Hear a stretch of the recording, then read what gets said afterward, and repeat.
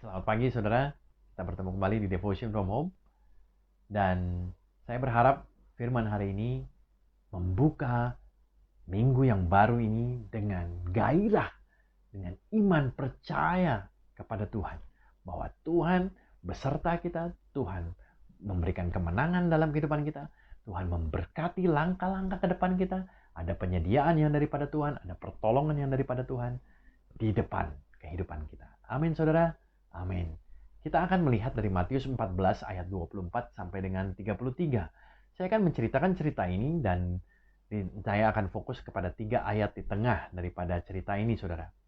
Kenapa saya hendak membahas hal ini, saudara? Karena saya melihat ada begitu banyak orang Kristen yang malas berdoa atau mereka tidak mau lagi meminta kepada Tuhan karena mereka merasa bahwa kalau mereka banyak meminta, dan kemudian Tuhan tidak menjawab banyak doa mereka, mereka akan mengalami banyak kekecewaan. Jadi itulah membuat mereka akhirnya tidak lagi mau meminta kepada Tuhan karena mereka tidak mau banyak dikecewakan oleh Tuhan. Dan saya berharap di akhir firman ini, saudara belajar tentang kebenaran firman Tuhan dan saudara tahu apa yang Tuhan janjikan tentang doa dan kemudian saudara bisa berani dan percaya bahwa Tuhan mendengar doa kita dan tidak ada yang tidak mungkin untuk Tuhan jawab di dalam kehidupan kita. Amin, saudara. Nah, firman ini diawali dengan kehidupan murid-murid yang pada saat itu sedang di dalam perahu dan mereka diombang-ambingkan oleh gelombang karena ada angin sakal. Dan di tengah-tengah itu semuanya, Yesus menampakkan diri dengan berjalan di atas air dan murid-murid menjadi takut. Di dalam bahasa aslinya kata berjalan di atas air katakan walking in circuit. Artinya berjalan berkeliling. Mungkin Yesus mengelilingi kapal daripada murid-murid itu. Itulah yang membuat murid-murid menjadi kaget dan menjadi takut. Dan kemudian Yesus di dalam firman itu mengatakan menenangkan murid-muridnya dan mengatakan bahwa ini adalah Yesus. Nah, ini yang menjadi menarik di dalam cerita ini, saudara. Petrus yang ada di dalam perahu itu tiba-tiba berkata, Tuhan, apabila engkau itu, suruhlah aku untuk berjalan di atas air. Petrus tiba-tiba meminta satu permintaan yang kelihatannya konyol, saudara. Di tengah-tengah gelombang yang masih terjadi, di tengah-tengah angin sakal yang masih terjadi, Petrus meminta untuk dia bisa mampu berjalan di atas air. Kita lihat di dalam perkataan Petrus ini, dikatakan apabila engkau itu Tuhan.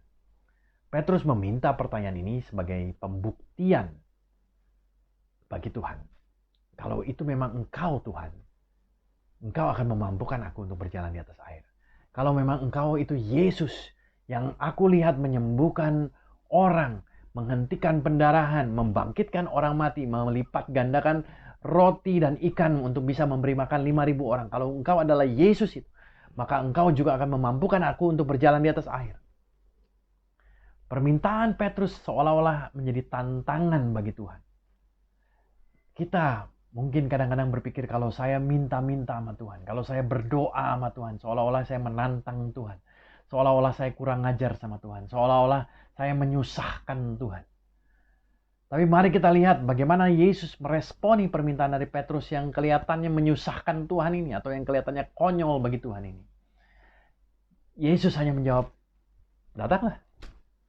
Yesus seolah-olah mengatakan kalau kau ingin bukti bahwa aku ini Tuhan, ya jalanlah di atas air.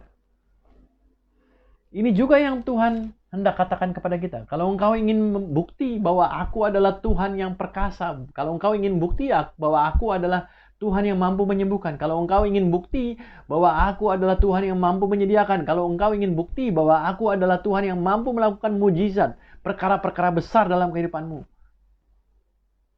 mintalah dan datanglah. Itu yang Tuhan hendak katakan kepada kita pada saat ini.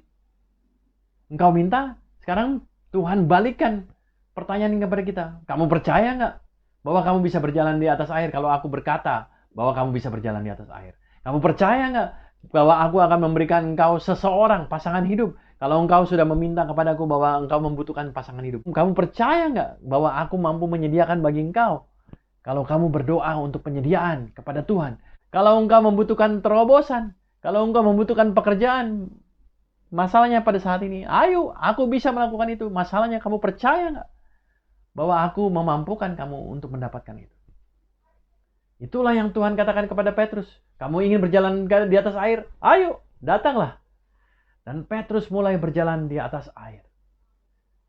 Saudara lihat, dia mulai berjalan di atas air. Apa yang memampukan Petrus mulai bisa berjalan di atas air? Karena dia mendengar Tuhan memerintahkan dia untuk jalan di atas air. Dan ketika saudara mendengar perkataan Tuhan, sebagaimana Petrus mendengar Yesus berkata, datanglah. Ketika saudara mendengar perkataan firman Tuhan melalui Alkitab ini, disitulah saudara mulai bisa berjalan di atas mujizat. Disitulah waktunya saudara mulai bisa berjalan. Walaupun keadaan masih belum jelas. Petrus waktu dia berjalan di atas air, dia berjalan di atas air yang masih bergelombang dan masih penuh dengan angin sakal, saudara. Tapi Petrus bisa berjalan karena yang paling keras di telinga Petrus adalah kata-kata Tuhan Yesus, datanglah. Itu juga yang memampukan kita untuk bisa melangkah ketika kita berdoa dan mendengar, mendapatkan firman Tuhan. Kita bisa mulai berjalan, kita bisa mulai percaya karena yang paling keras di telinga kita adalah firman Tuhan. Tapi seringkali kita mendengar firman Tuhan. Dan beberapa waktu di depan, firman Tuhan mulai hilang dalam kehidupan kita. Dan sama terjadi dalam kehidupan Petrus. Ketika dia mulai melangkah menghampiri Yesus, dia belum sampai kepada Yesus. Tiba-tiba kata-kata Yesus untuk dia datang itu mulai hilang dan digantikan dengan dirasakannya. Bukan angin saja, tapi tiupan angin. Pendengaran Petrus bukan lagi mengenai kata Yesus untuk dia datang, tapi pendengaran Petrus mulai diganggu dengan tiupan angin. Kenapa kita kehilangan iman untuk berdoa kepada Tuhan? Kenapa kita kehilangan iman untuk percaya akan Tuhan mampu menjawab doa-doa kita? Karena telinga kita mulai dipenuhi oleh tiupan-tiupan angin dunia daripada kita mendengarkan kebenaran firman Tuhan. Inilah yang seharusnya memampukan kita untuk terus berdoa, terus percaya, terus meminta kepada Tuhan. Kita ditipu sama iblis. Dikatakan kamu menyusahkan Tuhan. Kamu tidak menyusahkan Tuhan. Tahukah Yesus mati ke dunia ini bukan hanya sekedar menghapus dosa kita, tapi dia membuka pintu, membuka akses agar kita bisa masuk ke dalam tahta kasih anugerah, kasih karunia Tuhan. Agar kita bisa mendapatkan pertolongan di hadapan Tuhan. Kita mendapatkan keberanian untuk datang kepadanya. Itu salah satunya privilege yang Tuhan berikan ketika dia mati di kayu salib bagi kita. Dan kalau kita mengatakan permintaan kita ini konyol, kalau kita minta kepada Tuhan itu konyol, keterlaluan, kurang ajar. Kalau itu yang kita pikirkan berarti saudara banyak mendengarkan tiupan iblis daripada tiupan firman Tuhan. Karena yang sebenarnya konyol adalah ketika Tuhan memberikan kita akses untuk datang meminta kepadanya, kita tidak menggunakannya. Sama seperti Tuhan memberikan HP untuk kita bisa bicara dengan dia, tapi kita tidak pernah memakainya. Tapi malah kita tidak menggunakan HP itu untuk berbicara kepada Tuhan. Kita tidak menggunakan doa untuk meminta kepada Tuhan. Tapi kita malah mengandalkan dunia untuk bisa memenuhi segala kebutuhan kita. Kita malah mengandalkan diri kita sendiri untuk bisa mendapatkan apa yang kita mau. Daripada kita mengandalkan Tuhan dan meminta kepada Tuhan, kita malah mengandalkan kekuatan kita. Kita mengandalkan pekerjaan kita. Kita mengandalkan perusahaan kita untuk bisa memenuhi kebutuhan kita. Itu yang konyol, itu yang keterlaluan, itu yang kurang ajar di mata Tuhan. Karena firman mengatakan terkutuklah orang yang mengandalkan manusia. Itu yang kurang ajar. Tidak kurang ajar untuk kita minta kepada Tuhan. Besar kecil tidak jadi masalah bagi Tuhan. Tahukah Tuhan menyembuhkan ibu daripada Petrus yang hanya sakit demam. Tidak sakit kanker, tidak sakit berat, hanya sakit demam. Tapi Tuhan jawab dan Tuhan sembuhkan. Tidak ada yang terlalu kecil bagi Tuhan dan tidak ada yang terlalu besar bagi Tuhan. Amin saudara. Tuhan mau dengar semua permintaan saudara. Tuhan mau dengar setiap doa saudara. Oleh karena itu hari ini datanglah kepada Tuhan. Berhenti untuk tidak berdoa kepada Tuhan. Tapi mulailah untuk berdoalah senantiasa kepada Tuhan. Amin saudara. Karena ini yang Tuhan mau dalam kehidupan kita. Berdoalah senantiasa. Jangan kamu mau ditipu oleh tiupan angin iblis yang mengatakan kau menyusahkan Tuhan. Kau ngemis-ngemis kepada Tuhan. Enggak. Itu enggak benar. Tuhan bilang, mintalah maka engkau akan diberikan. Ketuk ketuklah dan itu akan dibukakan pintunya. Tuhan berikan akses kepada kita. Lalu kenapa kita nggak gunakan? Keterlaluan kalau kita nggak gunakan, saudara. Amin, saudara. Oleh karena itu, melalui firman ini, saudara mulai minta kepada Tuhan.